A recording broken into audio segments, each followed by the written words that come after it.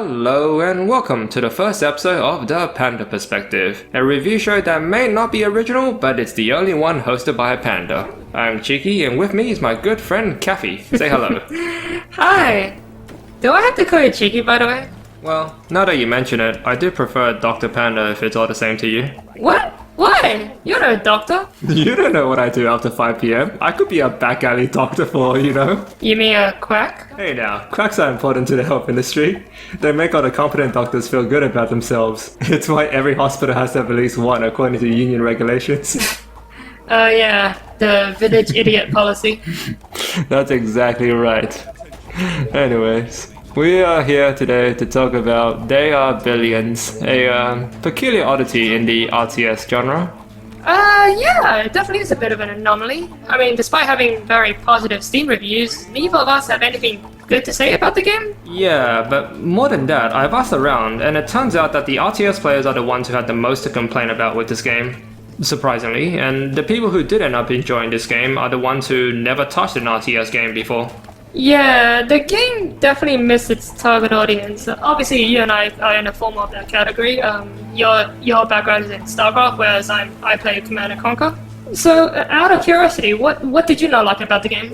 Well, for starters, the game is fantastically slow. I'm trying my best to build as quickly as possible, but I'm really struggling to create the space needed to lay out my base given how close these enemies spawn. Yeah, the fact that you start with so little units just makes this problem so much worse, huh?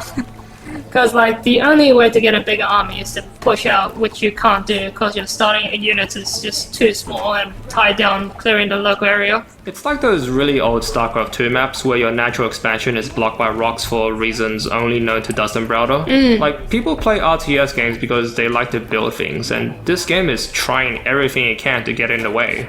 Yeah, even the resource gathering mechanic is kind of silly. Like, instead of being incremental like most other RTS games, you're getting resources here in bulks. So if you're just shy like a small handful of lumber, for example, you're just forced to wait an entire cycle before you can actually build what you want. Nice target firing, by the way. Not that it makes a big difference or anything, but you gotta keep yourself busy somehow during all this downtime. Yeah, the amount of downtime in this game is a bit ridiculous. Like, there's 3 different ways to get your production completely halted. There's workers, food, and electricity. Food and energy isn't too bad, but the worker system is what really gets me. Like, workers only arrive on trains, so basically they only come once every 24 hours, meaning that you're just constantly supply blocked and waiting for the next train to arrive before you can actually build more stuff. It's just really tedious and annoying. God damn it, hang on. Might be in a bit of trouble here. Stupid.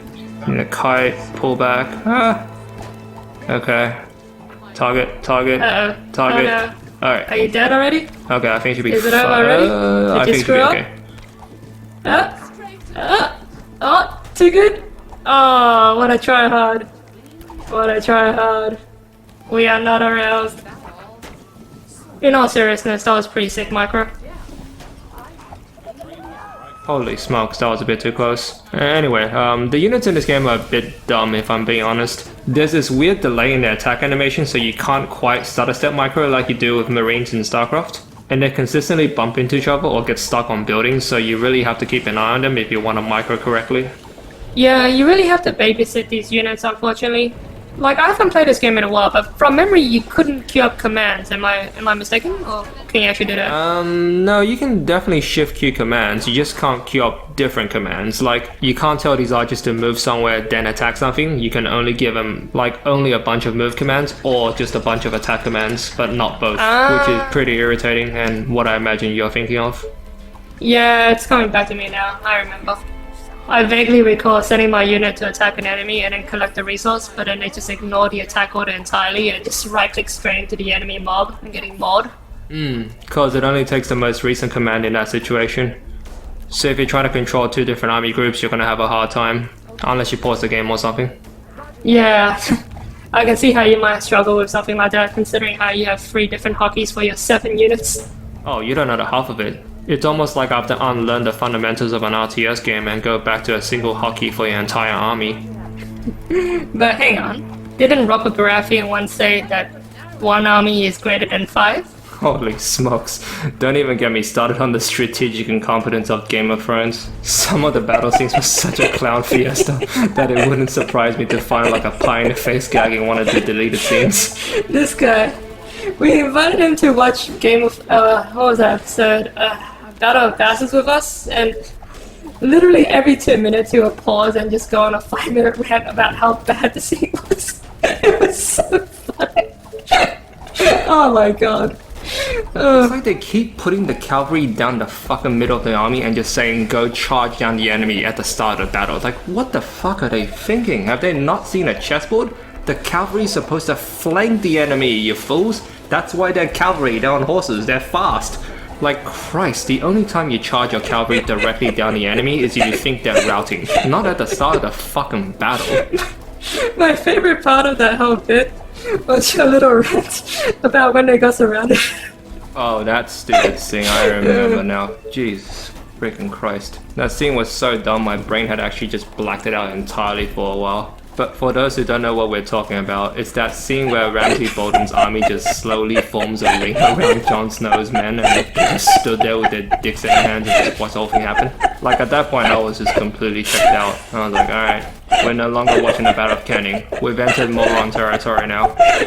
Good times. Good times. By the way, can we go back to talking about their villains? I think something might finally be happening now. I guess we can. God, what would you do without me? Wow, that ballista tower is really kicking some serious ass. Yeah, it's pretty meh, to be honest. I think I need to get a unit to tank for it, which is pretty counterintuitive when you think about it. Like, normally buildings are the ones that tank for units, not the other way around, but in this case I might need something to tank for the building. Yeah, that's something I found a little weird too, like how units can take more damage than buildings can. Like, you would think a wooden house would be more resilient to a zombie virus than a human being, but apparently not. By the way, you're seeing the worker problem that I brought up earlier? Like, notice how I just can't build a lumberyard right now because I'm worker blocked, even though I never miss building my camps? Ah, right, because you have to wait for the train to come to unblock you, which, arrives every once a day, I want to say? Yeah, this is pretty shitty, I'll give you that. Where is it? Alright, there it is. But see how this is just a game design that's screwing me over? Like, I'm not messing up my depots, my camps, sorry, whatever they're called. No, I get you completely. Like, StarCraft players obviously want their build orders to be smooth and efficient, as opposed to be consistently blocked every 24 hours.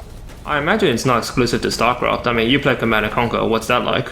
Oh, CNC is way better. You don't even need the upfront cost. You can literally put a building down even if you have no money. It'll still start building once you get resources. Well, this is what we were trying to say earlier. Other RTS games encourage you to build as quickly as possible, whereas this game is actually quite the opposite. It frequently punishes you for trying to expand too quickly. Yeah, I know what you mean, but the catch is you have to expand quickly, otherwise you're just gonna be stuck in your base all day with no units. But don't you see how dumb that is strategically? Like, imagine your opponent is trying to rush you, but you're still forced to fast expand because that's the only way to defend. It just makes no sense. Wait a minute, are you seriously gonna build a wall from here? It's gonna take forever. Yeah, fair enough. I wasn't sure what I was thinking. I'm just building whatever I can as I wait for the next train to arrive to unsupply block me. Yeah, the downtime in this game is really quite ridiculous. You're just forced to kill wave after wave of the same units just for some breathing space. Yeah, it's like fighting Swarm Host in 2014 all over again. This game could really benefit from having a few optional side missions. Like, imagine if there were small squads of like friendly units that you can rescue to help you clear out the space. Now that's a pretty good idea. You could definitely use a few extra flamethrower teams just about now. Well, I was actually thinking of something closer to like a squad of attack helicopters, but to each his own, I suppose. Wait, what? Oh shit. You lost a unit. That's 20% of your damage gone. Now it's gonna take even more time to clear this up. You could really use a wall, by the way. Why didn't you build one? You're such a troll, you know that? I was building one, but then you were like, no, don't do that. There's a better spot to the south. Build it there instead. Well, what genius fuck gave you the idea that you should take my advice? You've worked with me before. You know I can't be trusted with anything. So, are you trying to say that I should just do the complete opposite of whatever you suggest from now on? Is that the precedent we're trying to set here? Also, should I apply that logic to work as well? Yeah, absolutely. I mean, everybody already knows that we're all faking until we make it, right? By the way, can I just point out something right now? Like, it's taken me over 9 minutes just to throw down the building which I need to produce my first attacking unit. 9 minutes. Like, if this was StarCraft 2, By now, I would have won the game with a maxed out army, got yelled at by some asshole, and then got re-queued into the same game with him again. Yeah, the early game design is definitely kind of screwed up with this game. Like, it's pretty silly that you need to have gold, lumber, and stone before you can actually make an archer. Like, the resource management in general is a bit too excessive. Like, you have, what, 5 different resources to manage? So chances are you're always going to be short on 1 or 2 of them, which is just going to cripple your production. I'm pretty sure this game has like a marketplace which you can use to buy missing resources. It will cost you an arm and a leg for it, but if you really need to, you could do it. An arm and a leg, you say, huh? So just like real life. God, these buildings just take forever to build. What the hell is going on? There's so many enemies down here. I just want to have a bloody army so I can clear this up. What the hell? It's still not done! How is it still not done? Yeah, everything in this game is just super slow for no reason. Like, I saw you were constantly clicking on that research, the workshop a while ago, just to see if the research was gonna finish, but yeah, it takes forever in this game. Yeah, speaking of research, I had a look online to see what other people were recommending for the tech tree options. And they were basically all saying just skip straight to Shock Tower if you're playing on harder difficulties, because the early game stuff is all just rubbish and pointless. Yeah, that makes a lot of sense. Like, a lot of the early game stuff is just basic number tweaking. Like, here's an upgrade that makes your farms produce 20% more resources, or here's an upgrade that makes your research finish a bit quicker. There's just not a lot of stuff in the early part of the tech tree that gives you new toys to play with, or anything. Yeah. On top of that, a lot of those upgrades feel like an afterthought to me. Like, those decreased research time upgrades feel like they're only there to fix a problem that they created in the first place. I mean, if they had just made the research times to be more reasonable to begin with, then they would never even need those upgrades. Yeah. By the way, I noticed that you're making snipers quite early. Is that a good strategy? Because I usually start with soldiers to clear up the first couple of areas. I don't know if it's a good strategy or not, but if you get a big enough ball of snipers, there's a critical mass where they just murder everything before anything even comes close to touching them. And my plan is to basically build up a big enough ball where I can just move around and cover attacks from any direction. I see what you're going for. Yeah, a lot of this game just comes down to a basic math problem, unfortunately. It's just a matter of, do you have enough stuff in the right places, kind of thing.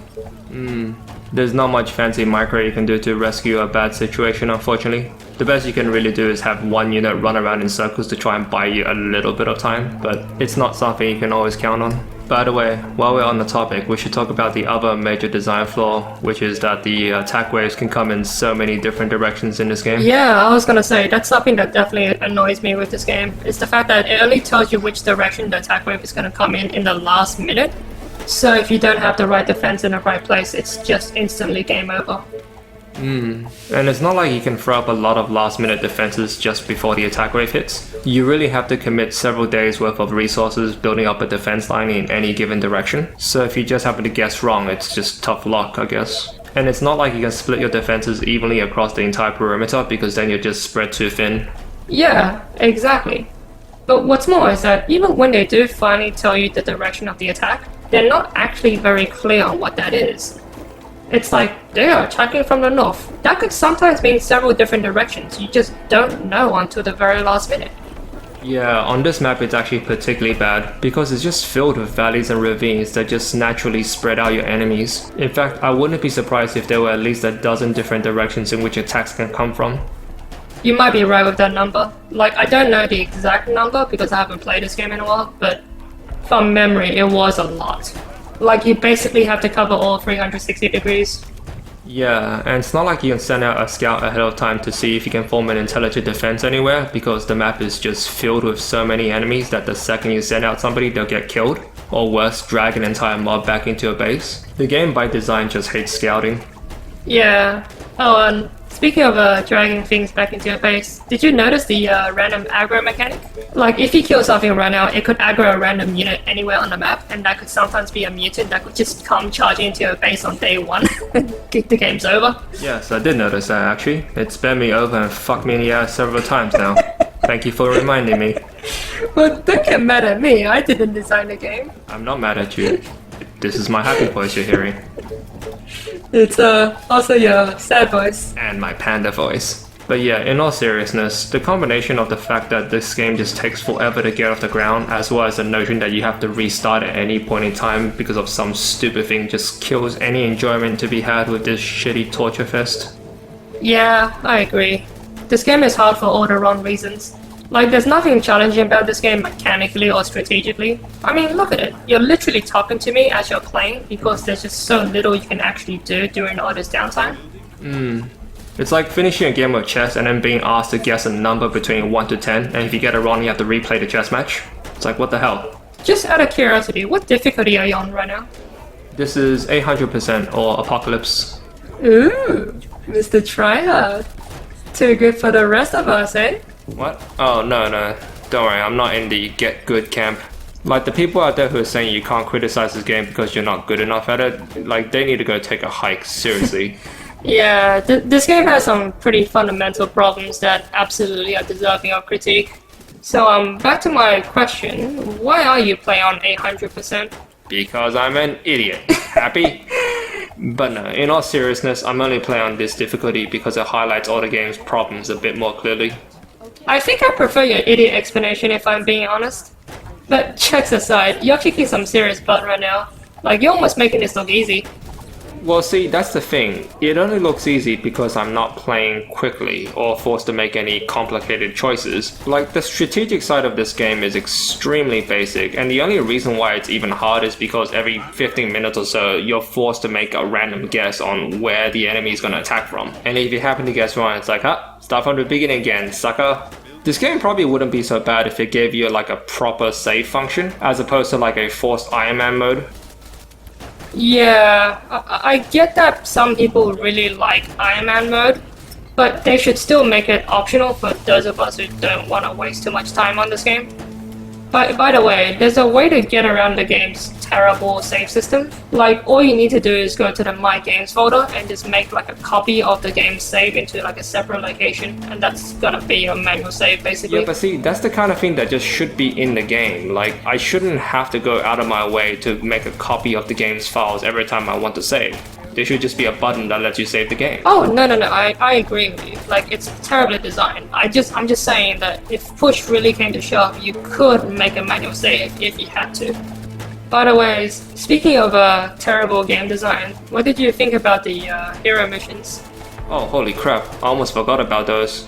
Yeah, those hero missions were just a complete waste of time. Like, I understand the developers wanted to have some variety in their campaign, but those levels were just so unbelievably tedious. Like, they were basically an hour-long fetch quest. But also, I don't know about you, but I couldn't even see some of the items the game wanted me to pick up, because they were just basically invisible. Yeah, I feel like the developers just turned a bunch of random objects in the background into collectibles, and so every time you clear a room, you have to then spend a couple minutes playing Where's Water if you want to get all the research points. It's really stupid and annoying. Yeah, it definitely feels like the developers got a little lazy there and just wanted to reuse the same assets. It's why every mission has you collecting the same yellow box over and over again. I feel like the hero mission should have just been there to tell the story. Like, that felt like an opportunity that was missed. Can you imagine if the levels had like just a couple of cutscenes showing us how the zombie virus began and how the world fell apart, instead of making us look under every rug in a room for research points? Yeah, I could definitely get behind something like that. I don't actually remember very much about the story behind the outbreak. Was it any good? Well, yeah, no, actually, it's pretty stupid now that I think about it. It's not quite Resident Evil levels of dumb, but it's definitely dumber than Last of Us. Basically, the gist is humanity was overpopulated, so they decided to eat the poor, and that led to like an outbreak of rabies or some shit. Couldn't they, like once they noticed the virus, couldn't they just stop eating the poor and, like, mandate birth control or something? Yes, they could. So why didn't they? I don't know. Okay. So, on top of needing better level designers, they also need a competent writer. Gotcha. God, this line of zombies just never fucking ends. I've been killing them for like the past 5 minutes, but they just won't stop coming. Like, Christ, I'm just trying to put down a damn wall. Yeah, the number of zombies on 800 is just completely insane. Like, the game is just not balanced at all at this point. The devs just didn't put any thought into the difficulty settings. Like, they basically just scaled up the numbers without any consideration on how it affects timings or build orders. Exactly. It especially messes up those swarm missions. You know those missions where you have to like defend an outpost that's in the middle of the map? Oh yeah, those. Yeah, those are a complete pain in the ass on Apocalypse difficulty. Are there any like fancy micro tricks you can do to make things easier? Like, I don't know, can you like send out and sacrifice one unit to like buy you some time or something? In some situations you can have like one archer run around in circles just to like draw a mob and buy some time. But generally speaking, because all the units in this game are one-dimensional, it really just becomes a math problem. It basically boils down to can the big ball of units you control kill the zombies before they can reach you, kind of thing. Well, what about the higher tech units? Are there any like army compositions that you can fill to just make your death ball like invincible? I mean, maybe, sure, but I generally try and stay away from the higher tech units because I think they're fundamentally worthless. Like, if you look at what's happening right now, if you just get a big enough ball of snipers, they murder everything. I mean, sure, occasionally one enemy might make it to the front lines, like a mutant or like a yeti, but then all you need to do is just make sure one unit is standing in front of the rest of the group to tank the damage, so the splash doesn't get them all, and you're fine. Ah, okay. So in your opinion, it's better to have just one unit composition for the entire game? That's right, cause that way you can just focus your tech tree on sniper upgrades and just have it all stack up. Besides, it's not like there's a cool support unit out there where you can mix one or two into your army to make a big difference. Like maybe a Lucifer just to tank a little bit, but even then I think I prefer a stone tower. Yeah, the units in this game are unfortunately just not very fun to play with.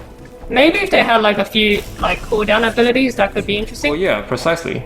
Like imagine if the technology tree had like an upgrade that allowed your soldiers to throw grenades. It's in the game during the hero mission, so it shouldn't be too difficult to implement, and it'll make the battles a lot more fun and engaging.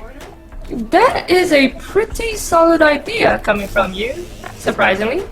Like, wow, you should consider quitting your job immediately and becoming a video games developer. Like, clearly the games industry needs you a heck of a lot more than the city planning community. So, what you're suggesting is that I leave my current stable six-figure income job in favor of a turbulent career in the video games industry that's notorious for terrible workforce policies and increasingly doubling down on pushing propaganda onto its player base? Well, not with that attitude, but come on, do it for the passion. Yeah, no. I'm pretty sure we established early on in the video that I should just do the exact opposite of whatever you suggest. So you finally learned, my young Padawan. Oh dear. What were we talking about again? Alright. So, have you ever made like an high tier unit? Like on these regular maps? Yeah, I've experimented with them before. But the problem is, by the time I've teched up and gotten the resources to build them, I've basically already cleared up the entire map, so there's hardly any enemies left to use them on. Oh wow, that's a pretty serious design flaw in the game. Yeah. Well, like we've been saying from the very start, teching up and expanding in this game is just so horrifically slow. I mean look, I've been playing this mission for like over 20 minutes now, and I've barely secured one entrance to my base. Yeah. But hey, at least it looks like you got that critical mass of snipers you were talking about earlier. Well, I definitely need to add a lot more before I can just demolish everything. But yeah, for the most part, I'm pretty much set for this mission, I think. Famous last words. Out of curiosity, how many snipers do you think you need for that critical mass, where they just murder everything? I would say somewhere between 150 to 200, depending on how many vets you have. Wait, seriously? So we're talking like, what, 1,000 snipers by the end of the game? I know it sounds like a lot, but it's actually doable. It just takes forever, and you can't make a single mistake the entire time. Otherwise, you have to like start over, which is obviously extremely annoying. But you can definitely mass up enough snipers to cover everything. But my lord, there is no such army. Wait, what? What are you referencing? 2 towers. Oh, yeah. Sorry, man. A new power is rising! Its victory is at hand! Tonight we shall spill the blood of Rohan! You're so random, by the way. Wait, me? That's fake news. And you're a fake nerd. And a fake panda. Shut up. People must never know the terrible, terrible truth. Why aren't you using a real name? Out of curiosity. Oh, well, in case somebody really hates one of my videos and tries to like harass me in real life or something. Wait, are you being real? Like, that's why you want me to call you Dr. Panda? Like, seriously. As if there are even people out there that's bothering to leave comments on your videos, let alone waste their day harassing you in real life. You'll be surprised actually. Yeah? Like a couple of my videos definitely drew in a lot of haters. So, which one of your videos had like the most dislikes? Oh, definitely that critique video I did on the Amazon Fallout TV series. Seriously? Like, that was just a really dumb and badly written comedy show, right? What could you have possibly said that annoyed so many people? You know what? I'm not entirely sure myself actually. I basically made a video saying, hey, don't be mad at the New Vegas fans for not liking the show because their arguments are valid, and the show's defenders just went on like a crusade against me for some reason. Like, I can show you the video if you want, you can be your own judge. Sure, why not? I mean, I'm probably just gonna end up taking your word for it because I haven't played any of the Fallout games. But for me, the show was just too cheesy and filled with dumb characters. So I get that some people might like that kind of stuff, but I can also understand why people hate it. Like, what's so controversial about that? By the way, it's the moment of truth. Which direction is the attack wave gonna come? You're betting everything on southeast. Oh, thank God. Like, I know the first wave had to come from the south, but I didn't know if it was going to be southwest or southeast, so I just took a guess and luckily it paid off. So, what would you have done if it came from the southwest? Well, my contingency plan would just be to use the archers to try and herd the zombies into those stone towers and eventually into that shock tower. And any remaining zombies that decide to head north would hopefully be cleared up by that ballista tower. But chances are I would most likely have to restart the game and essentially flush the last 25 minutes down the toilet. Just like that, huh? Yeah, the game is extremely fragile and unforgiving, especially in the first couple of waves where you're still trying to get off the ground. Like, a lot of the times I feel like luck is a bigger factor than skill, which isn't great when you're dealing with strategy games. God damn it, why the fuck are these zombies from the west deciding to attack me now of all times? I love how you're about to be attacked by like a massive wave of zombies, but you're still going for the notions of upgrading your houses and like building farms and stuff. Like, you're just not concerned about the attack at all. Like, if this was me, I would be like freaking out and just spamming walls everywhere. Well, that's just the thing. The zombies on the left here are not really much of a threat, they're just kind of a nuisance. And you don't want to slow yourself down too much by overcommitting on defenses. Like, right now, I'm much more concerned about being worker blocked and not being able to make anything for a day, as opposed to the actual zombies. You heard it here, folks. If this guy was your leader during a zombie apocalypse, he'd be more concerned about his Amazon deliveries not arriving on time than actually dealing with the zombies that's about to attack you.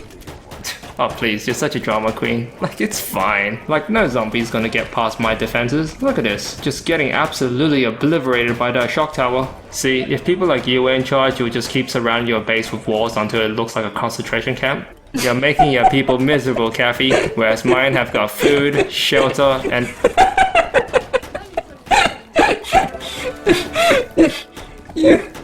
You were saying? Those people don't count. They wanted to be zombies. It made them happier. Sure. Oh dear. Wow, that shock tower really made a difference, huh? Yeah, you basically want to just rush into it because it's the only thing that can like effectively deal with the first wave or two while you're still building up your army. Oh dear. Well, we spent the past 30 minutes going over all the things we didn't like about the game. Why don't we play devil's advocate for a moment and talk about the potential things that people might like about this game for a change? You go first. What people liked about this game, huh? Well, I suppose if you only looked at this from a survival game point of view, the idea of just constantly reinforcing your defenses in preparation for an incoming attack, I guess could be interesting in a Battle of the Kursk kind of way. Like, you know how the Soviets just never stopped adding minefields and anti-tank guns in preparation for the Wehrmacht's summer offensive during 1943? Like, the game definitely does a good job of recreating that feeling of squashing an oncoming offensive. But other than that, I don't really know. How about you? What did you like about the game? I don't know. You know what? I'm going to cheat and just look online to see what people liked about this game. Give me a moment. And, here we go. Some 5-star reviews on Google. Why don't I read some of these? Maybe somebody else sees something that we just missed. You, might want to put this up when you're editing this video, because, there's quite a lot of spelling errors, unfortunately. Okay. Alright, so, here we go. First review. Very fun. I have it on my console only right now. The controls aren't too restrictive, but mouse and keyboard takes the cake. The story is meh, but you play as a character, sometimes to collect goodies for your campaign. Most of the time though, it is you building up a base and making sure you keep your base safe, then recruit enough units to attack the zombies. Overall, if you're a zombie fan freak and RTS combined, then you will love this game. I know I sure did. Alright, second review.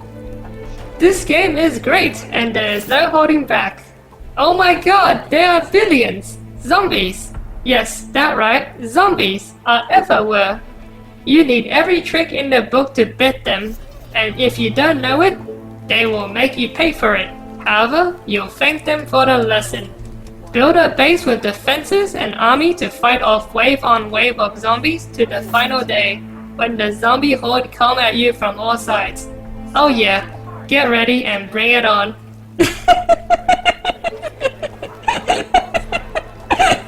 Hang on, this one's from an Australian. You'll like this one. I love They Are Billions because it is a really fun and active game, and you can upgrade your colonies and units with the Synology points. P.S. I am an Australian and I am 9 years old. Really? I am. Did you learn anything useful from any of that?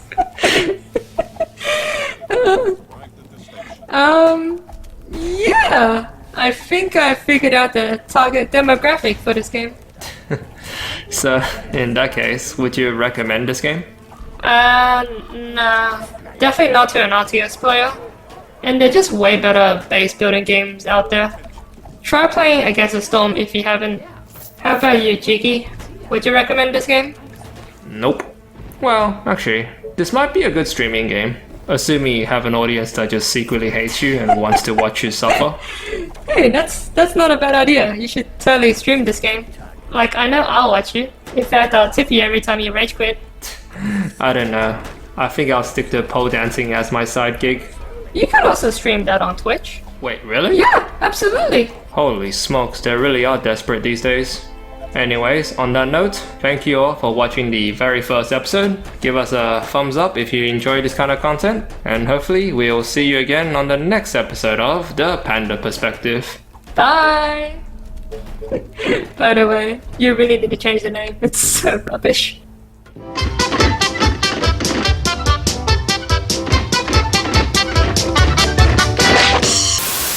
You're free! Free to live your life as nature intended! Not my baby! How was I supposed to know there was a children's hospital around the corner?